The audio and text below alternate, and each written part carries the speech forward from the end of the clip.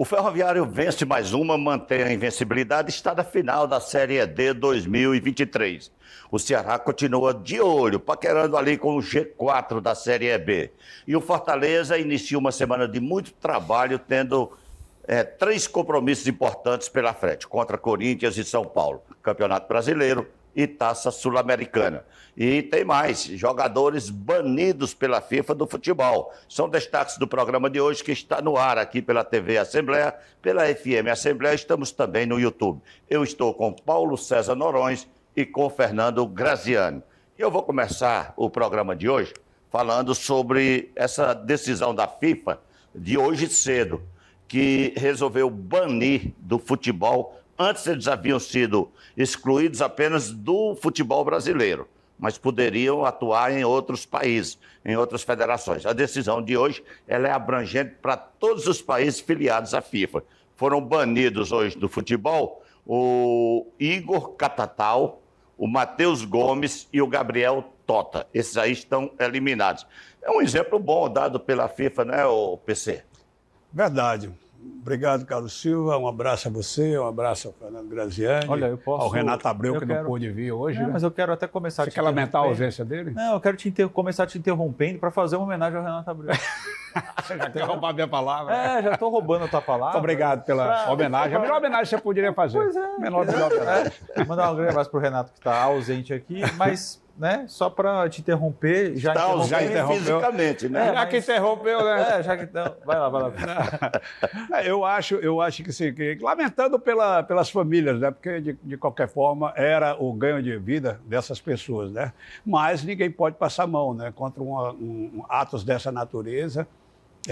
São crimes que foram praticados e que têm que ser exemplarmente punidos, até como uma forma de demonstrar que isso não será tolerado, né, daqui para frente. Né? A gente precisa ter essa segurança, porque não é possível que a gente tenha que conviver com situações como essas, que, mas o cara só prejudicava, se bem não prejudicava ninguém, prejudicava. Quantos jogadores levaram cartão de propósito e acabaram ficando fora de um jogo importante depois? E os pênaltis cometidos? Pênaltis cometidos, uma série de coisas que terminam impactando. Fora o fato de ser um crime, só por aí já demonstra a necessidade da punição. E a FIFA vem aí ao encontro da decisão que já tinha sido tomada em nível Brasil pelo STJD, transforma essa decisão numa decisão mundial e pune, ou praticamente lembre-se bane. Que foi uma solicitação da CBF. Exatamente. E com isso está banindo do esporte, do futebol mundial. Esses jogadores não poderão mais, alguns deles já estavam acertando contratos com outros clubes de outros países aí, e não vão ter mais essa opção, vão ter que se virar aí fazendo outra coisa, ou jogando campeonato amador, ou qualquer coisa do tipo. Mas o principal é o lado educativo da coisa. Acho que tem que ficar a lição aí.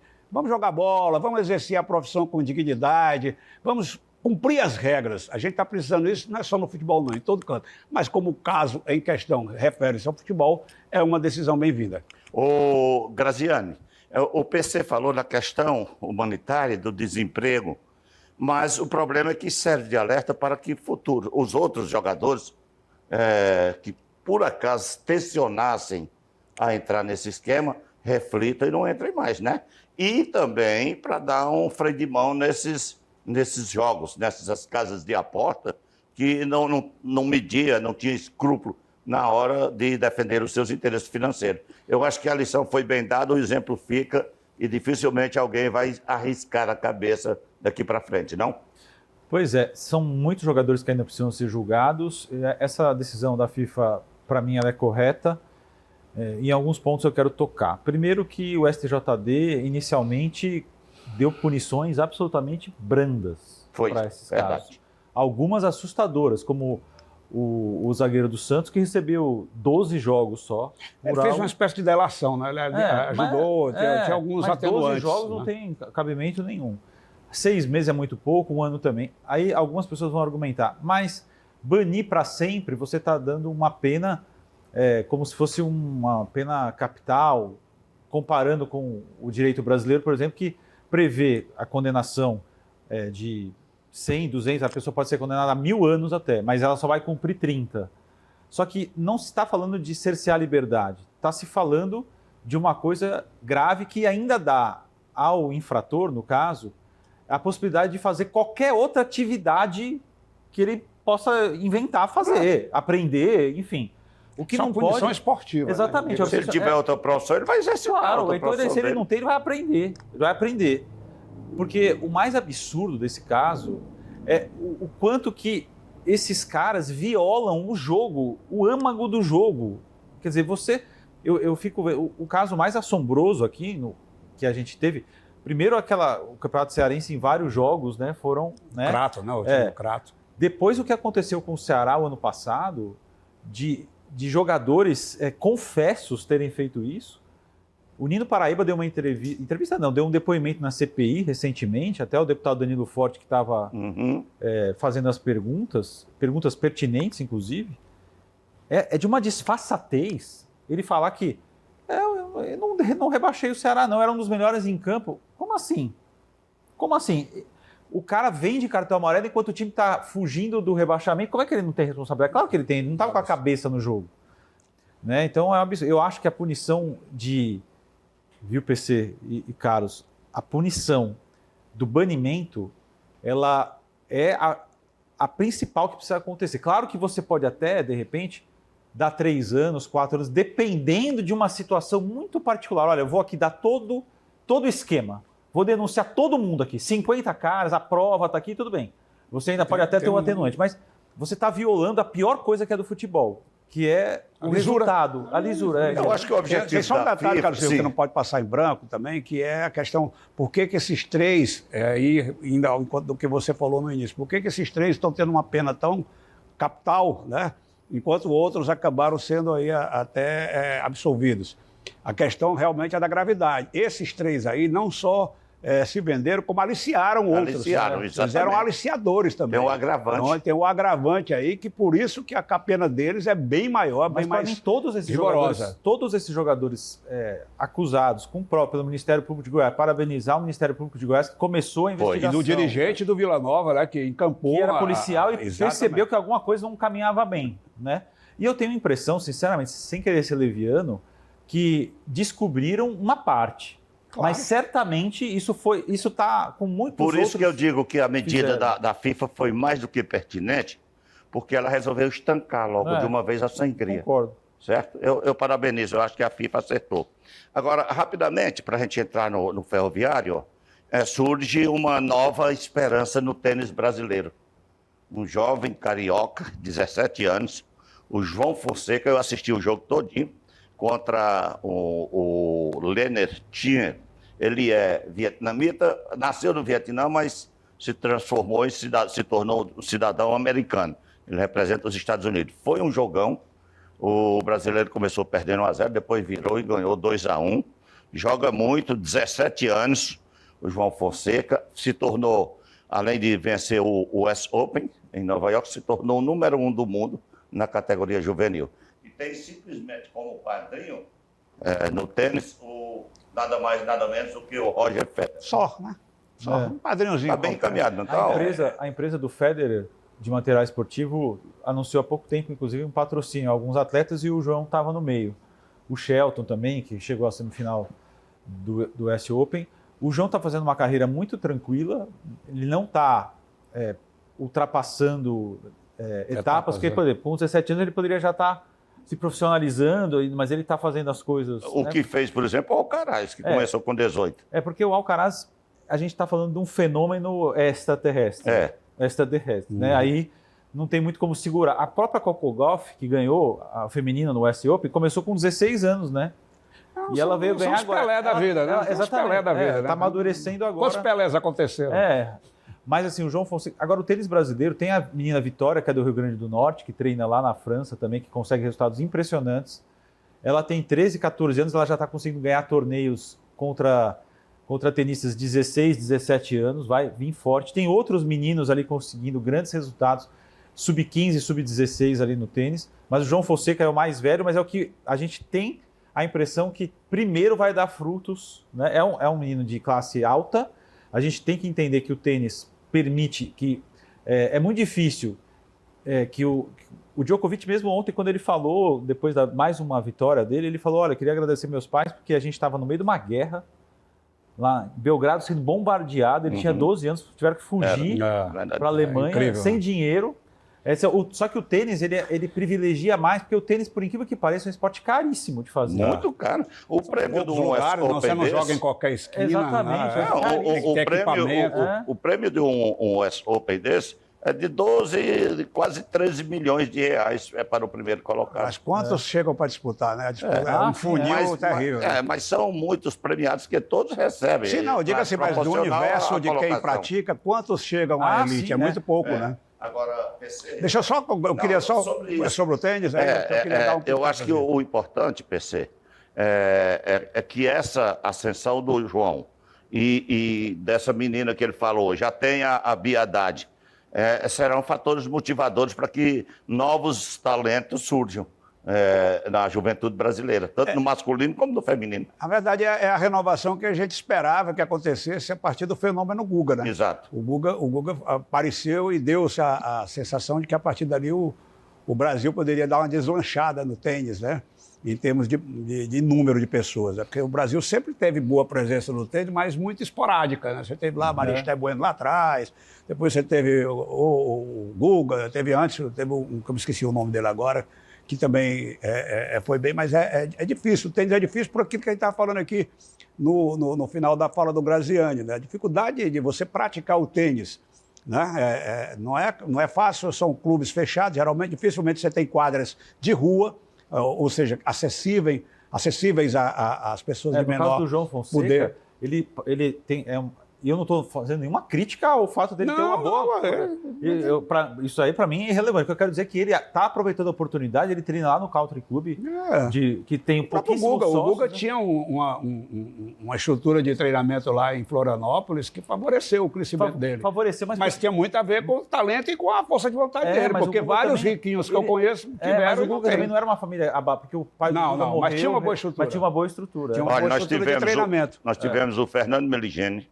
O Fernando Meligeni já foi na época do Guga. Thomas Koch, o Thomas Bellucci, o Luiz Matá, o Carlos Quimair, né? Mas o primeiro Soares, time o André mesmo, Sá, mas aí já não... O Thiago Monteiro daqui do Ceará. O Thiago Monteiro. O Thiago Monteiro também, que passou por várias dificuldades, né? Também, assim, não é... O Thiago é bem isso que eu ia falar aqui. É a questão da oportunidade. O Thiago era de uma comunidade ali que é colada na Academia Cearense de Tênis. E ele era uma das crianças que foram chamadas ali para ser boleiro. Então ele ganhava uma pontinha e no intervalo, às vezes o cara chegava para praticar tênis, para jogar, e não tinha o amigo que ele combinou, não tinha chegado, aí fica ali, vamos jogar junto aqui. Então, com isso, ele foi se aperfeiçoando, ele ganhava raquete, que o cara trocava de raquete, dava raquete velha para ele, e ele foi se aperfeiçoando e virou um tenista do primeiro nível, né? Foi dos últimos tempos pós-Guga, acho que foi o melhor ranqueado aqui do Brasil na ATP, né? Sim. Mas é difícil mesmo aparecer. Eu queria até fazer um adendo que o Fonseca tem raízes cearenses. A avó dele é cearense, é da família O'Grady, que é uma família de imigrantes ingleses, aqui veio para o Ceará no final do século XIX. Omar O'Grady. O Omar O'Grady e tal, aquele pessoal todo.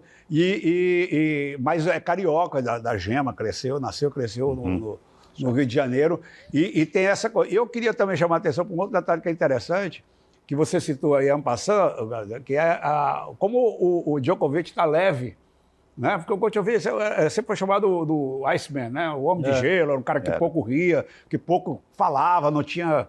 E ele eu vi umas entrevistas dele tão emocionado, assim, que me chamou a atenção. Acho que a pessoa vai ficando mais madura, talvez esteja chegando também o fim e ontem ele deu um nó no Medvedev.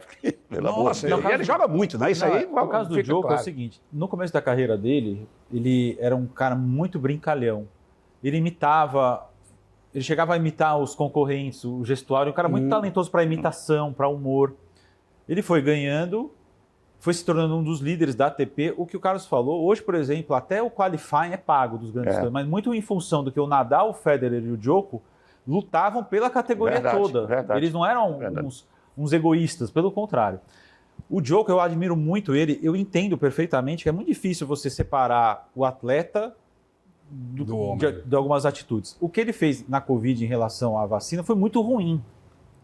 Ele Não era só um, vacina, ele era um ele promoveu negacionista. torneios Ele promoveu, as e- pessoas ficaram doentes. Tanto entendeu? é que em quase todos os jogos da US Open, a torcida era contra ele. Era contra Talvez ele. isso tenha amadurecido ele. Talvez essa Então, leveza é, seja fruto do Exatamente. amadurecimento. No né? caso, agora, ele como atleta, eu me lembro que eu tinha um grande jogador de basquete chamado Charles Barkley, vocês lembram dele, né? Demais. Ele, todas as entrevistas dele, porque ele era considerado um mau exemplo nos Estados Unidos. E toda vez ele falava, ele falava numa boa, ele falou assim, olha, eu sou atleta, quem tem que ser exemplo é o seu pai, a tua mãe, não sou eu não, eu jogo e faço o que eu quiser aqui. Mas Entendeu? vamos. É da linha John McEnroe. É, né? exatamente. É. Mas de qualquer maneira, o Djokovic mereceu 24 títulos, né, de Grand E Slam. o brilho dele é medido pelo fato dele estar à altura de Federer e Nadal. Não, exatamente, Você ser contemporâneo desses três e desses outros dois e conseguir brilhar, exatamente. só dá o tamanho da grandeza dele. Certo, agora vamos rapidamente à seleção, porque começou bem a caminhada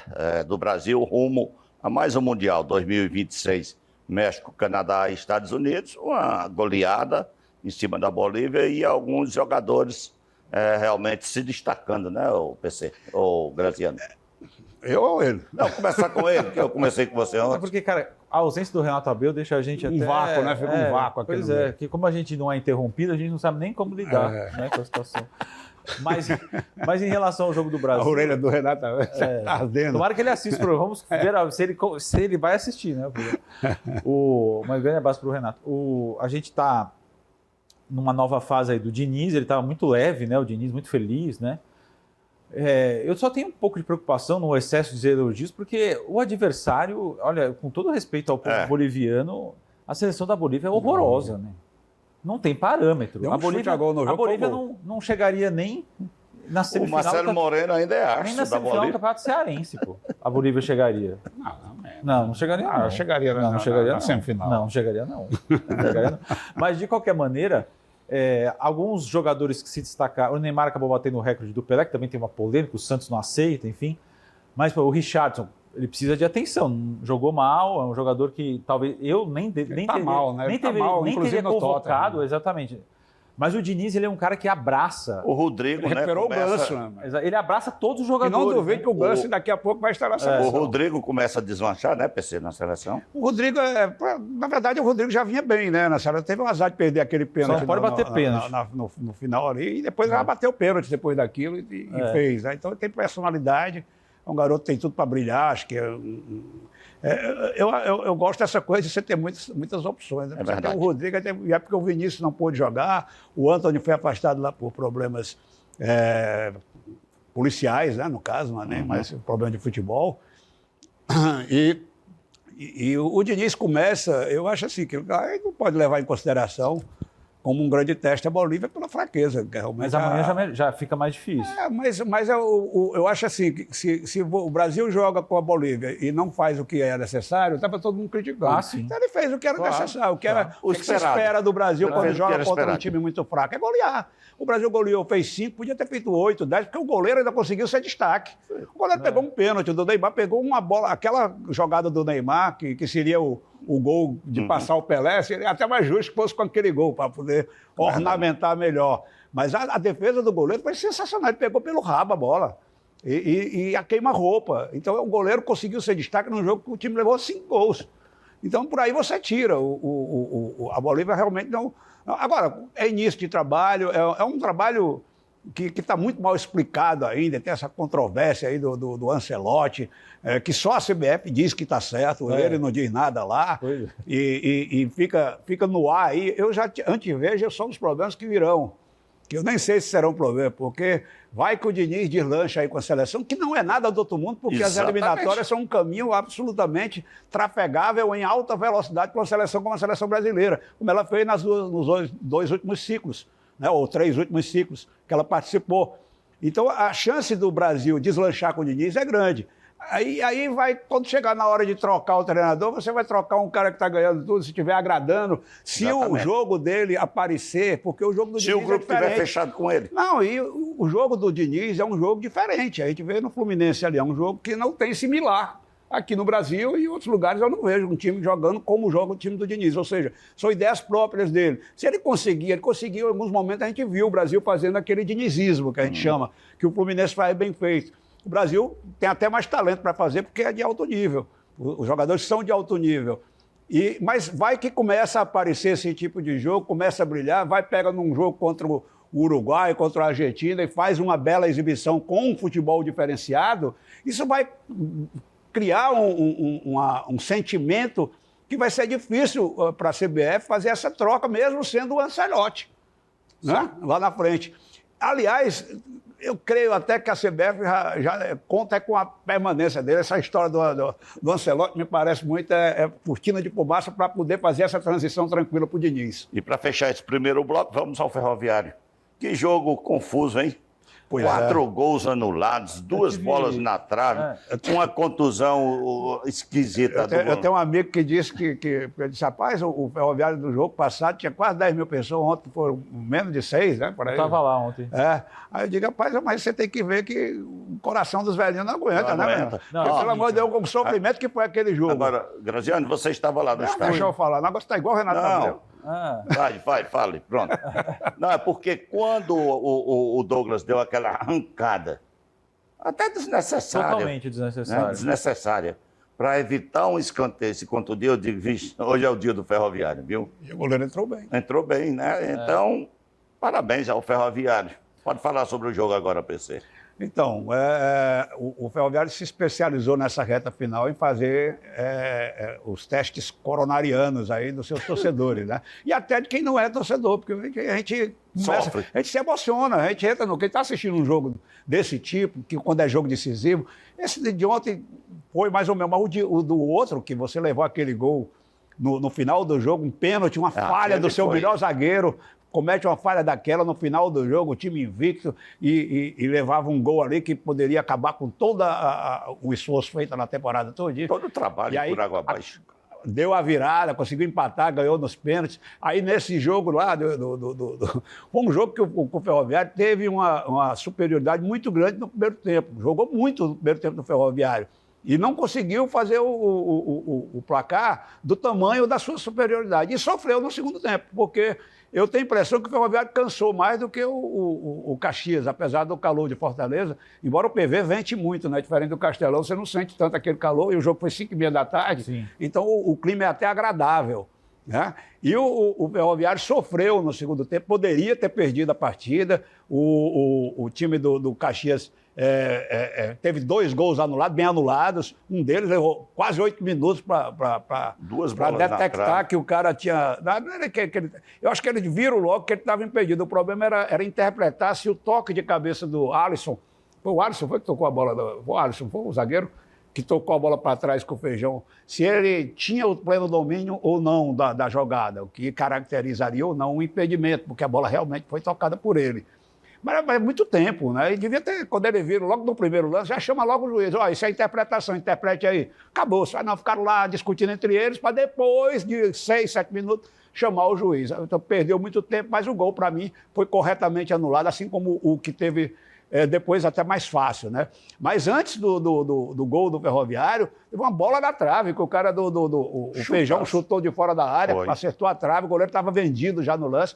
E no último momento do jogo, praticamente, surge os teus predestinados. Né? O Ciel estava predestinado a carimbar a passagem do Ferroviário para a final, com aquele gol, que é um gol bonito pela maneira como ele sai do zagueiro. Pela esperteza dele, o drible que ele dá de corpo no zagueiro, que tira completamente o zagueiro da jogada. Depois ele tem um pouco de sorte, porque a bola cabeceada por ele resvala no zagueiro e tira do goleiro. Então, mas a sorte é aliada da competência, né? Ele teve a competência de alcançar uma bola que à primeira vista era do zagueiro. E o Ferroviário consegue, mais uma vez, de forma épica, a sua classificação. Vai, como eu previ aqui, hein? Eu falei que ia dar Ferrinho e Ferrinha no final, e só deu isso mesmo. Vamos ter Ferroviária e Ferroviário na final. São os 2 melhores times do campeonato, são as melhores campanhas, são os times que mais apareceram ao longo da temporada. E é um jogo bastante interessante, um jogo de 2 times que têm origem operária, de rede ferroviária, e só não é igual a última letra. Mas já tem gente sugerindo que seja Ferroviária e Ferroviária. Não, da linha do Todes. Não, estão dizendo que a Ferroviária, ao invés do regulamento, vem com a Lei Maria da Penha embaixo do braço, né? Se bater na Ferroviária... Não, já estão brincando dizendo que o Ferroviário vai de locomotiva, de trem, e a Ferroviária vem também de trem. Agora, a arbitragem foi meio confusa, né? Muito embora o PC tenha razão na análise sobre a anulação daquele gol, mas, por exemplo, ele ia complicando o jogo, porque aquele último gol do Ferroviário, o gol foi legítimo. Foi. Por que foi legítimo? Além do zagueiro ter cabeceado para trás, na hora que a bola partiu do zagueiro do Ferroviário, que ele dá assim de bandola, como a gente chama, o jogador que fez o gol, ele não estava impedido. Na hora que o zagueiro do Ferroviário chuta para frente, ele sai em condição legal. E o VAR não analisou isso. Só analisou o fato de quando a bola chegou nele, ele já estava lá na frente. Então foram duas irregularidades e uma só. Que seria o segundo gol do Ferroviário. O segundo gol do Ferroviário. E aí quase que vem um castigo, porque depois daquele lance, ainda teve um lance perigosíssimo do Caxias, que o cara chutou por cima do travessão. O detalhe é que a arbitragem foi confusa desde o começo, desde o primeiro minuto. Mas acertou nas suas decisões, no final das contas. Quem acertou no final das contas foi o VAR. Eu apto, porque ele foi chamado a interpretar aquele lance. Exatamente. E a dificuldade do VAR nesses jogos de Série D, porque não tem o mesmo número de câmeras. O aparato, né? É até discutível, eu acho importante ter o VAR, sempre vou defender. Chamam de meio VAR. Exatamente. Meio VAR. VAR Light. VAR Light, E... igual requeijão. Mas, de qualquer maneira, ontem foram 4 mil e poucos pagantes. No jogo da classificação para a Série C foram 8 mil e pouco, né? Já dá uma... É que naquele jogo de 8 mil pagantes tinha muitos torcedores do Ceará e do Fortaleza. Também, né? Tinha muito torcedor. Mas a torcida do Ferroviário fez um espetáculo à parte, muito legal. O Ciel, espetacular também. Grande momento aí do Ciel essa temporada inteira, né? Que bom que ele não saiu. Pois é. Eu, conversando lá com algumas pessoas do Ferroviário, eu notei um pessimismo em relação à permanência do Paulinho Kobayashi. Inclusive, algumas pessoas já falando que ele iria para o futebol de Tocantins. Ele já disse que vai depender também do... Ele quer ganhar mais. Claro, e além disso... e quer garantia de que vai fazer um bom trabalho, porque a Série C é mais complicada. Ele quer ganhar mais, o que é totalmente legítimo, e ele quer um orçamento maior para contratar. Que é legítimo também. E se ele não quiser ficar, ele não fica. Ele que vai escolher. Ele não quer ser o cara que subiu o time. Ele não quer ser o cara que subiu o time e que desceu no ano seguinte. Exatamente. Ou seja, para ele ficar, tem que ter uma compensação financeira e uma estrutura capaz de, pelo menos, manter o Ferroviário na Série C. Tem um time chamado Capital, lá em Tocantins, que está com um orçamento enorme e que já sondou... Pelo nome deve ser em Palmas, né? Exatamente. Capital. Em Palmas. Mas pode ser capital também de dinheiro. É SAF já, tinha outro nome, o nome de uma empresa, enfim, aí faz poucos anos se transformou nesse capital, vai tá na Série D em 2024, tem um estadual, ele quer se firmar no cenário ali, já consultou o Paulinho Kobayashi, pelo menos o que me informaram. Mas não é só isso, ele tem outras possibilidades, né? Agora, o Ferroviário ontem, ele até jogou bem, mas ele sentiu muita falta. O meio-campo estava praticamente desfalcado. Acho que ele jogou bem o primeiro tempo. O segundo tempo o Felipe Guedes, por exemplo, faz uma falta tremenda, que é um ótimo jogador, né? E o Igor entrou muito bem, o Igor Rayan. O Douglas, eu até estava conversando com um fisiologista amigo meu, mas que coisa sem necessidade, nesse afã, naquela coisa toda, não precisava ter dado aquele pique. O Douglas acabou, né, se prejudicando, né? Mas entrou o Igor e jogou muito bem, no primeiro tempo fez uma defesa espetacular. Não foi no primeiro ou no segundo tempo, uma cabeçada inacreditável. Acho que foi no segundo tempo essa defesa. Mas muito mérito do Ferroviário. Eu agora não sei quem é favorito, realmente o Ferroviário também está fazendo uma grande campanha. A CBF até agora, a hora que a gente está gravando o programa, não soltou. Pela tabela base, ia ser no meio de semana agora. Só que, inclusive, como é que eles vão marcar o jogo para quarta se hoje é segunda, né? Inclusive, o Kobayashi não veio para o programa porque eles estão na Barra do Ceará aguardando a definição da logística, porque pode ter que viajar a qualquer momento. Eles estão com tudo pronto para viajar, mas... porque se o jogo for quarta-feira... Já terão que viajar hoje. E tem a questão iriam hoje. O jogo não pode ser domingo, né? Porque domingo tem a Copa do Brasil e a CBF não quer ter nenhum jogo além da decisão da Copa do Brasil. Vai ter jogo da Série C no jogo do Flamengo e São Paulo, na hora do São Paulo e Flamengo.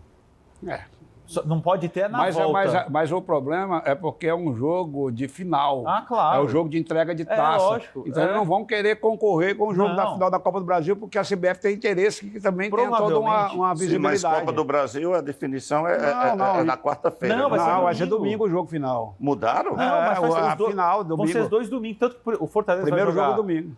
É por isso que o Fortaleza não joga no final de semana. Exatamente. Não tem Mudou jogo, esse joga ano, é sempre. verdade. Eles mudaram. Porque sempre era a decisão nas Mas agora, quartas-feiras. desde o ano passado, se eu não me engano, São começou dois ano passado, domingos, já são os 2 domingos, Ó, a última fase. São Paulo e Flamengo. Flamengo e São Paulo no Maracanã vai ser dia 17 e no Morumbi dia 24, 4 horas da tarde. Então é por domingo. isso que o Fortaleza joga na quinta-feira segunda. aqui, e só vai jogar na na quinta, quarta-feira lá com o São Paulo. Exatamente, é isso.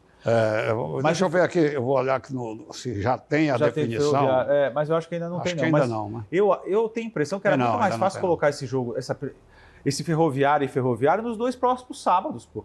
Eles não têm calendário mais. Eu não sei se é questão porque... Podia colocar nos 2 sábados, Não, sábado mas e sábado. porque tem os times, geralmente, eles se programam Contrato, né? com relação aos entendi. contratos de jogadores. A duração dos Com contratos, relação, né? Pode ser, pode ser. Tem a jogador data aí base. Eu com não sei se a data era programada já para ser nesse Tem final de jogador semana. encerrando o contrato aí que não poderia participar se você estender, elastecer o prazo da Aconteceu competição. aqui no campeonato essa polêmica que o Ferroviário se envolveu com a federação em relação aos jogos finais aí da Taça Fares Lopes, que o Exatamente. Ferroviário queria que adiasse, e a federação argumentou que não podia adiar porque o time do Iguatu, era o Iguatu que foi campeão, né? Era. O Não Iguatu ia ter jogador não ia pro ter segundo jogador porque jogo. os contratos terminariam, então não era uma questão de decisão da federação, era uma questão de contratos mesmo, como é que ia pagar pela prorrogação do contrato. Exatamente. No dos ano passado, jogadores. se eu não me engano, foi com o Pacajus.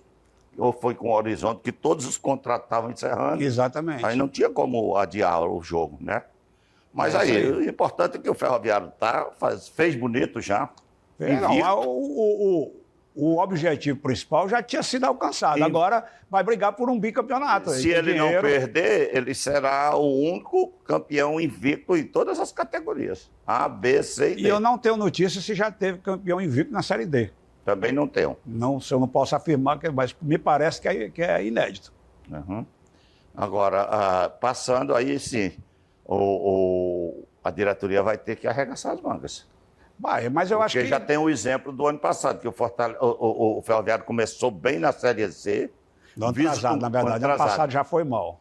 Vislumbrou a possibilidade de subir e acabou foi caindo. Eu acho que o Ferroviário teve um bom exemplo desse próprio ano agora, né? Este ano que nós estamos. Porque eles já fizeram um planejamento baseado nos erros cometidos nos anos anteriores. Ou seja, fazer aquilo que é possível, contratar dentro do orçamento, não gastar mais do que o que arrecada, para poder continuar até o final da competição, podendo honrar os compromissos. Porque você muitas vezes perde um elenco por falta de pagamento.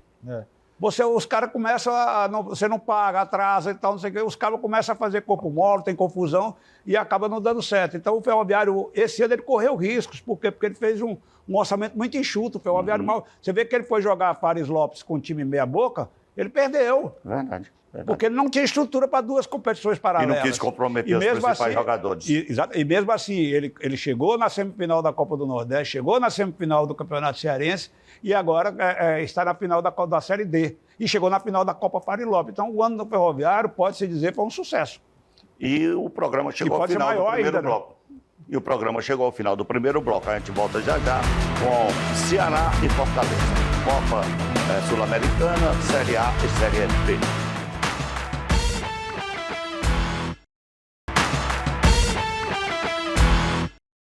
E depois de conseguir 2 vitórias consecutivas, jogando no Castelão e no PV, o Ceará se animou e volta a sonhar com o G4 e o acesso à Série A do ano que vem. 2 vitórias importantíssimas, né, PC?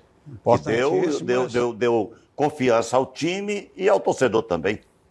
Precisava de uma chacoalhada, né? Agora precisa de sequência, né? Precisa que essas vitórias permaneçam, porque faltam 11 partidas, mas é plenamente possível. A Série B desse ano está uma coisa assim encaixotada. Você vê que ontem o Vitória, que é o líder, tomou de 6 do CRB. 6, você não ouviu mal, né? 6 do CRB, que até um dia desse estava ali brigando para não entrar na zona de rebaixamento. E que vem fazendo um segundo turno que beira acho que 70% de aproveitamento no segundo O CRB já turno. está a 3 pontos do G4. Exatamente, o Ceará está a 4, mas eu tenho que levar em consideração que o Novo Horizontino, que é Está o jogando quarto, agora. está jogando agora à noite contra o Avaí, um jogo que deve sair faísca para todo lado, porque o Avaí, se ganhar, sai da zona de rebaixamento, né? Então imagina o tamanho da responsabilidade. E o Novo Horizontino, se ganhar, vai para vice-líder. E aí o quarto colocado passaria a ser, se eu não me engano, Não, o Guarani, que estaria com 47. É. Então o Ceará ficaria a 6 pontos do G4. De qualquer forma, já é uma proximidade que permite ao Ceará sonhar. O Ceará vai ter aí 11 jogos, e desses 11 jogos ele vai pegar 6 times que estão brigando com ele por esse acesso. Aí você dirá, isso é muito ruim. Não, eu acho que isso não é problema, isso é solução. Porque cada jogo desse que ele ganhar, ele está ganhando o jogo em confronto O direto. primeiro já é no final de semana com o Novo Horizontino. Nossa, segunda-feira. Passando essa Segunda-feira. segunda, Não, passando hoje na outra. Exato. Então, vamos lá. Se ele ganha do Novo Horizontino, ele tira e encurta em 3 pontos a diferença que ele tem. A mesma forma, se ele for ganhar do CRB, que ele vai pegar Vila Nova, vai pegar Atlético Goianiense. Muitos desses jogos aqui no Castelão. Alguns desses jogos no Castelão, outros fora. Então, a possibilidade ela é real. É claro que o torcedor está ressabiado, já sonhou demais e levou porrada demais esse ano, mas se você olhar o contexto geral, o campeonato está muito encaixotado ali, principalmente o G10, o chamado G10, né, que é a primeira página da classificação que a gente vê ali. A diferença do Vitória, que é o líder, para o Ceará, são apenas 8 pontos. 8 pontos. 8 pontos. 8 pontos do líder para o 10º colocado. Então, por aí você tira como está encaixotado. Se o Ceará consegue fazer aí 3, 4 vitórias seguidas, ele no mínimo vai estar beirando o G4. E ele beirando o G4, ele está no jogo. Aí vai ser questão de competência. Você está querendo vender aí loas, quer iludir o torcedor? Não, mas está sendo realista. A possibilidade ela é real. Basta ir seguindo os exemplos de outros times nesse mesmo campeonato que estavam em situação bem delicada e que hoje estão ali, inclusive à frente do Ceará. Caso de Atlético Goianiense, caso de CRB, né? O próprio Vila Nova. Então são times que balançaram ao longo da competição. Juventude, que deu uma largada. E isso também aumenta a responsabilidade do time do Ceará, porque são muitos times reagindo. Então ele tem que reagir. Os times que estão na frente dele. O Atlético de Goiás, eu assisti o jogo do Atlético. Time bem ajustadinho. O Juventude melhorou muito depois que mudou a comissão técnica, contratou uns reforços. Aí para cima vem o Criciúma, que é sempre um time que briga para chegar. Novo Horizontino, que está bem. O Ceará ganhou lá e cá. Exato. Aí vem o Guarani, o Sport e o Vitória. Que time ruim esse do Vitória. Não é pelo fato de ter levado 6, não. É porque o time é ruim mesmo. Mas se você pegar a campanha do Vitória, tirando alguns jogos, como o jogo contra o próprio Ceará aqui, que ele fez 3-0, né? Foi 2-0, 2-0. 2-0. 2-0, 3-0 foi o Guarani, foi no PV ainda na época do Morínigo. O Vitória tem muitos jogos ali, vitoriazinha ali, como o próprio Ceará. Ele ganhou do Ceará lá aqui, com 2 lances de bola na área, que jogaram a bola na área e fizeram o gol, e ganhou lá num jogo que o Ceará foi melhor. Foi. Então, ele tem resultados, o Vitória, ele tem resultados, mas as atuações, elas são discutíveis. É um time competitivo, tanto que está em primeiro lugar desde praticamente no começo da competição, mas é um time meia boca, não é um time que dê confiança. Acho que o próprio torcedor do Vitória já estava com a pulga atrás da orelha e depois dessa goleada de 6-0, deve estar assustadíssimo. Aliás, não tem ninguém tranquilo. A pressão que o Enderson Moreira está sofrendo com o Sport lá em Recife está um negócio sério. Então, assim, são times que estão no G4. E você imagina lá a situação que tem de quem está lá atrás. O Sport tem perdido muito ponto mesmo. Muito, mas é aquela coisa, faz 3 jogos que não ganha, não faz gol. Não, faz 5 jogos que não ganha. E 3 que não faz gol. Então é preocupante, mas não, o time que está lá em cima. Foi 3-3 contra o Criciúma. Não, o Vitória que faz 3 jogos que nem faz gol e nem ganha. Então, o Sport tinha vencido 4 jogos e aí agora já são 5 jogos sem vitória. Então, eu dava como certo Vitória e Sport, porque eles estavam muito disparados. Eles começaram a diminuir. Isso foi bom para o Ceará, porque o G4 começou a diminuir o número de aproveitamento. Verdade. O X da questão do Ceará, mais do que os pontos, é que tem muito time. O Ceará ganhou 2 vezes e continua em 10º, porque o CRB ganhou, O Atlético Goianiense Todo ganhou. mundo Não, está de ali cima reagindo todo com mundo ele. Por ganhou. exemplo, essa rodada, É.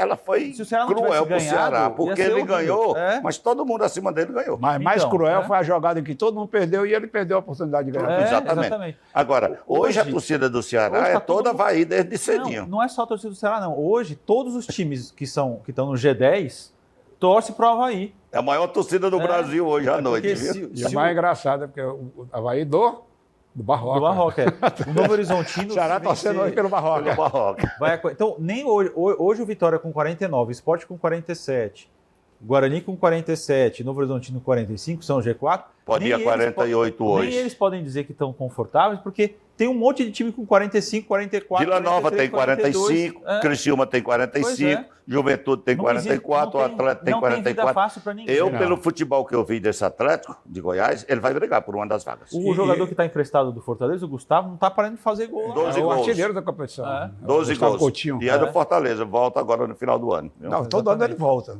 Ele não fica. Aí reemprestam, né? É, exatamente. E onde ele passa é artilheiro. Pois é. Foi Agora, aqui no Volta Redonda. Eu no acho próprio que esporte. esse jogo, esses dois próximos jogos que o Ceará vai fazer fora de casa, contra o Novo Horizontino. e depois contra a Chapecoense, que são duas Dois sequências. jogos chaves aí. Se ele ganha esses dois jogos, Ah, ele vai estar na Acho que briga. se ele faz 4 pontos, ele volta forte, viu? Volta forte para porque o momento já está diferente. Aí, Sabe por quê? Porque depois desses dois jogos, ele pega o Atlético Goianiense em casa e depois ele visita o CRB. Ou seja, eu acho que daqui a 4, 5 rodadas a gente vai saber se o Ceará são confrontos tá ou não diretos. tá na briga Se pegar real. o Novo Horizontino, o Atlético e a Chapecoense, É. todos os três são... de Com alguma exceção forma- da Chapecoense, É, que mas- está lá embaixo, mas é os que outros tá. são jogos assim decisivos Não, para o Ceará. mas se você prestar atenção, o mais difícil dessa reta final é porque todo jogo agora, todo time vai estar brigando por alguma coisa. Vai ter muita gente brigando para não cair. Pronto, o porque Avaí está hoje. encaixotado em cima e embaixo também. O Avaí hoje briga Tirando pra- o ABC pra que está sair. lá na Reborré. Não, esse já está rebaixado. Não, mas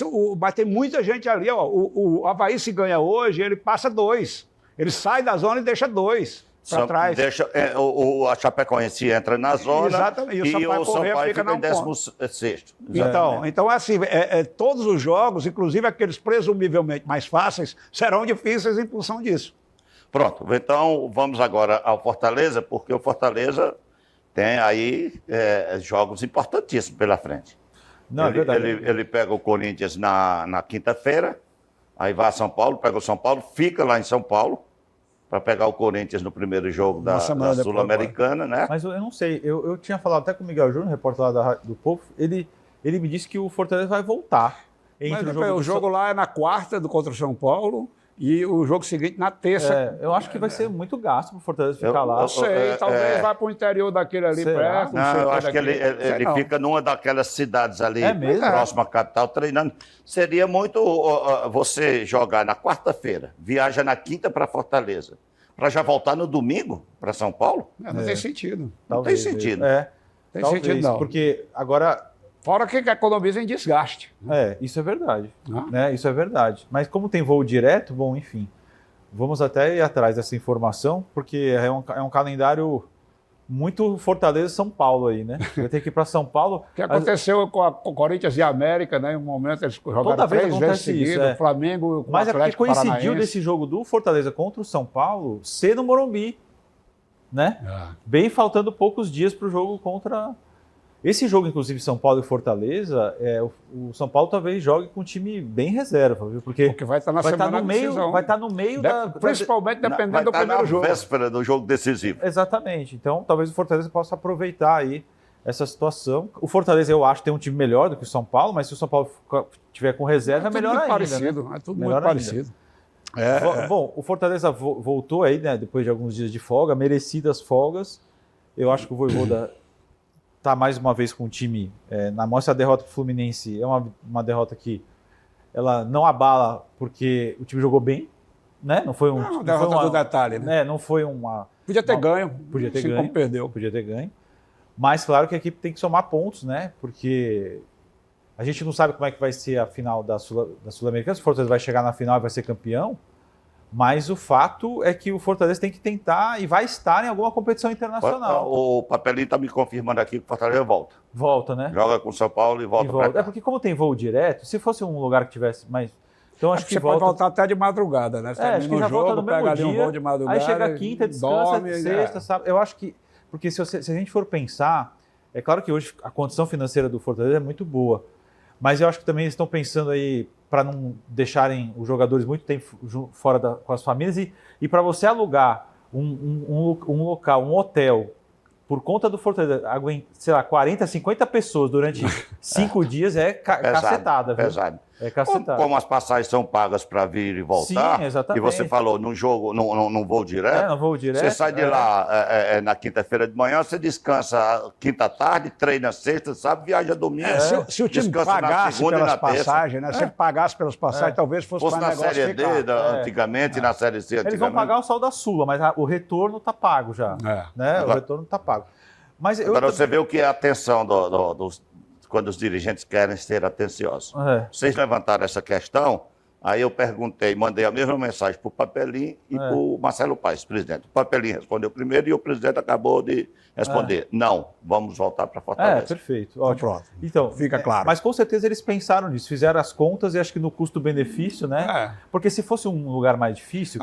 Se o time tivesse que bancar as passagens, certamente isso seria levado em conta, porque exatamente. A passagem também está pela hora da morte. Exatamente, exatamente. Agora, a boa notícia para o Fortaleza é que nesse jogo já de quinta-feira agora, o Caleb já está à disposição. Sim. E para os 2 meses restantes da competição, o Pedro Rocha. Isso é bom, isso é bom. E tem uma coisa interessante que eu acho que, primeiro, esse jogo contra o Corinthians era um contexto completamente diferente dos outros 2 que virão. Né? Sim. É Campeonato Brasileiro. Mas, além do Fortaleza estar precisando, assim como o Corinthians, que está atrás dele, né? Poder precisa ir pontuando para poder ir respirando bem na Sul-Americana também, porque aí fica a torcida muito tranquila, o time fica mais aliviado. Mas esse jogo, apesar de não ter nada a ver uma coisa a ver com outra, tem. Porque, queira ou não queira, você vai medir força com o adversário que você está vendo lá na frente. Já vai ter um parâmetro, né? Pronto, você já vai assimilando uma ou outra coisa do seu adversário para medir forças com ele. Afinal de contas, a última vez que os dois jogaram contra foi lá no começo do campeonato, né? Lá em Itaquera, que terminou, o Fortaleza cedeu um empate, uma vitória que estava na mão. Ali, aquela falha lá do Bruno Pacheco. Geralmente o Fortaleza joga bem lá contra o Corinthians. Agora, mas não ganha, né? Não ganha, nunca ganhou. É mais um tabu para Vojvoda tentar quebrar. Fortaleza nunca ganhou em Itaquera. Como ele é muito afeito a isso, né? Agora, o Graziano chamou a atenção para um detalhe importante. Que se o São Paulo faz um bom resultado no Rio contra o Flamengo, ele vai com 11 reservas contra o Fortaleza. Sem dúvida. Porque esse título da Copa do Brasil para o São Paulo é o título do ano. Até porque ele foi eliminado da Sul-Americana. É a última chance. Reserva de qualquer jeito. E é uma chance dele garantir logo o Libertadores. Não, ele não tem condições mais de brigar por Libertadores na Série A.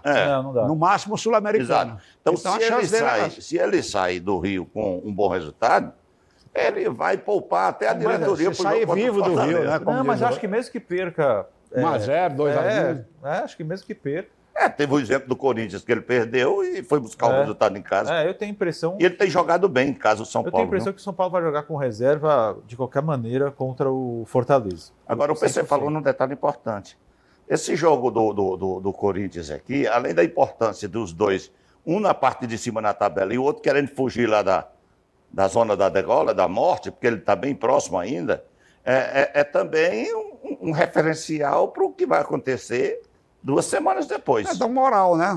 Quem ganhar vai com um pouco mais de conforto para para medir o termômetro entre os dois ali. Isso que a motivação, o cara já olha assim diferente. Por exemplo, o Fortaleza, por exemplo, que vai jogar em casa. Se ele perde para o Corinthians em casa, evidentemente que no sentimento é de que você não ganhou em casa, lá vai ser mais difícil ainda. Né? No entanto, se ele ganha, ele vai, o Fortaleza. Vai ser falado pra caramba. Não, já está sendo. Você já pega tem muita programas. Gente atribuindo ao Fortaleza, muita gente que eu digo lá do Sudeste. O favoritismo. Da mídia de São Paulo, do Rio de Janeiro. Não, o Fortaleza tem mais time, é favorito. Eu não acho. Eu até vi entrevistas do Marcelo Paes que concorda comigo. Eu não acho que o Fortaleza é favorito. Eu acho até que o Fortaleza tem jogado melhor do que o Corinthians. Mas o Corinthians já é um time consolidado em competições internacionais. O Fortaleza está construindo a sua história. Então, mas o que eles têm analisado humildade um momento, e caldo de galinha não fazem mal a ninguém. O que eles têm, eu estava vendo, por exemplo, o Elias Júnior. Eu achei na Band. Na Band, achei até pertinente as colocações dele. Ele não falou sobre história, sobre camisa, ele falou sobre o momento. E Não, ele disse, o momento é melhor do Fortaleza. Ele disse, o Luxemburgo tem que abrir o olho, porque o momento do Fortaleza é indiscutivelmente melhor do que o do Corinthians. Não, isso aí ninguém tem dúvida. Mas mesmo com um momento melhor nos 2 últimos anos, o Fortaleza foi lá, jogou melhor e não ganhou o jogo. É. Então, é futebol. Essa situação do Corinthians na tabela, o Graziano, você acha que pode atrapalhar o Corinthians nesse jogo da Sul-Americana? A preocupação dele com a Série A, porque o Corinthians hoje, ele tem 26 pontos. O Santos, que é o primeiro da zona, tem 21, 5 pontos de diferença. Quer dizer, ele não está salvo, como o Internacional não está, como o Goiás, como o Bahia. Aqui o Corinthians tem um jogo a menos, né? Tem isso também. E aí facilita. A campanha do Corinthians e do Fortaleza na Série A, elas são razoavelmente parecidas. O jogo a menos que ele tem é contra o Grêmio. São razoavelmente parecidas. Inclusive esse jogo Corinthians e Grêmio, acho que é o primeiro turno que não teve, né? Vai ter agora. Foi, exatamente. Vai ter agora Corinthians e Grêmio, mas já é pelo segundo turno.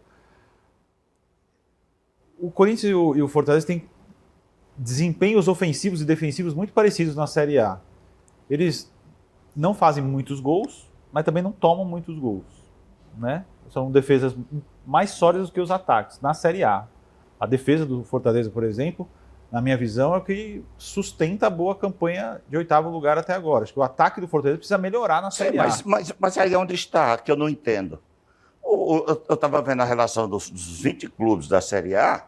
O Fortaleza é o clube com o maior número de gols marcados este ano. É que na Série A, dos 20 da Série A. É que na Série A, especificamente... Não é tanto assim. Por exemplo... Tem boas goleadas na Sul-Americana que ele não teve na Série A. Por exemplo, Não, eu estou dizendo que o Renato Abreu, mais uma vez Renato Abreu na parada, dizia aqui, o problema do Fortaleza é porque não faz gol. E o ataque é o mais positivo. Mas se você for olhar o número de Série tentativas que ele fez, ele tem muito mais chance de gol do que ele faz. Na Série A, por exemplo, o jogo contra o Fluminense, para servir como parâmetro, muitas chances perdidas, né? Foi. Aí vários outros jogos. Foi o que o PC acabaram de falar. Então, o time tem Ele cria demais, mas não faz tanto. O Fortaleza tem 22 jogos e 25 gols. É um baixo número, é um pouco mais de um, né? Poderia... Agora, tomou 21 gols.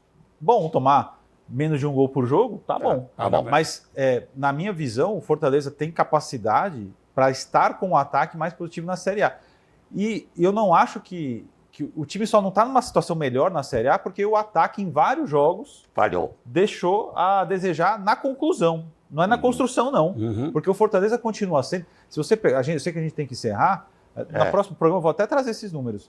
O Fortaleza ele continua sendo um top 5 de chances criadas e chances perdidas na Série A. Segunda-feira você traz esse detalhe para a gente analisar. Porque a construção ela continua muito boa, entendeu? Exatamente. Porque o nosso tempo passou, mas na próxima segunda-feira estaremos de volta aqui. Muito obrigado ao PC, obrigado ao Graziano, a toda a nossa equipe. Um abraço ao Roberto Lessa, nosso coordenador. Melhoras, Roberto. Diretor, né? E ao Renato Abreu, que não pôde comparecer. O Plenário Esportivo volta na próxima segunda-feira, se Deus quiser. Um forte abraço a todos e uma excelente semana.